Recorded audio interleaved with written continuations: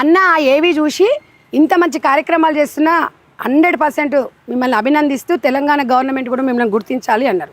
మేము చాలా సందర్భాలలో కూడా చెప్పినామన్నా అని చెప్పినాం.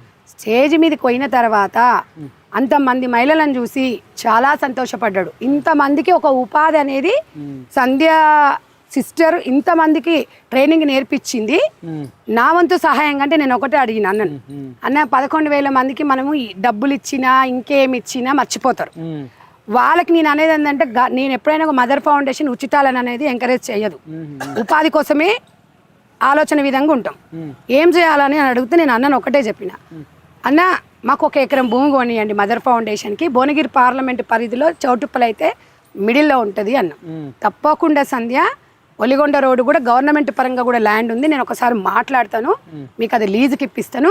లీజుకి ఇప్పించిన తర్వాత దానికి సంబంధించిన బిల్డింగ్ కానివ్వండి, దానికి అక్కడ ఉన్న మెటీరియల్ కానీ 5 కోట్లైనా సరే మా సుశీలమ్మ ఫౌండేషన్ నుంచి ఇస్తాని చెప్పడం అనేది ఎంత గర్వకారణము, ఎంత గొప్పతనము.